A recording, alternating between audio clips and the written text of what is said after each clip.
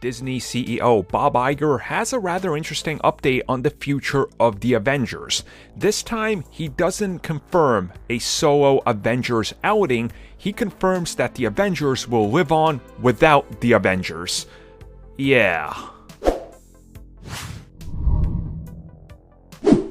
So by now, I think everybody should understand that Endgame did not mean the end of the MCU, right? I mean, there's still those casuals out there. They're like, oh, okay, it's kind of over, but we really know it's not, and they're gonna realize it's not the moment a Black Widow trailer drops, and that has a teaser to Eternals and such, but that's still next year. Now, talking about what's coming down the road after that, we have that entire slate, and, you got your heavy hitters. You got your Blade that's coming back. You're gonna have Moon Knight. You're gonna have Deadpool coming out. More Captain Marvel, more Black Panther, whatever you will. But after that, obviously, we're gonna have more new content, like X-Men, for example. And Bob Iger, the guy running Disney over there, was recently talking to investors during an investors call, and he specifically was asked about the future of the Avengers brand. I will link it in the description down below, as well as toss it up on the screen right now, the interesting quote he had. Bob Iger says, and I quote, "In Marvel's case, I'm calling it the post-Avengers world.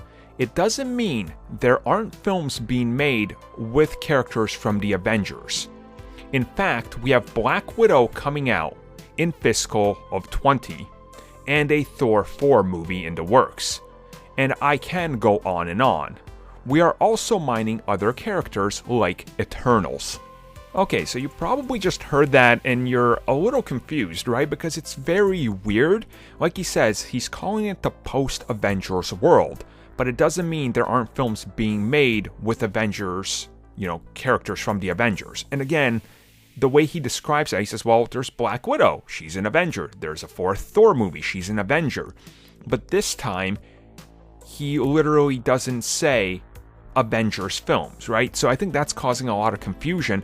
And honestly, it is an interesting way to approach it, because I'm going to be under the assumption right now that they don't want to announce another Avengers film for quite a while. It could be 6 years away from today, because realistically, we already know the next 3 years worth of content, and there's no Avengers anywhere down the road. So I think what he's trying to say is, look, yes, the Avengers for right now are over, but the Avengers characters will live on, because we know at previous investors calls, he said, look, that whole Avengers brand, that will continue to live on. We're going to make more Avengers films, but we're just not ready to announce anything yet. Obviously, they don't want to announce, Avengers 5, Annihilation Conquest is coming, because that's going to take a lot of the focus off of stuff that he just listed, like another Thor and another Eternals.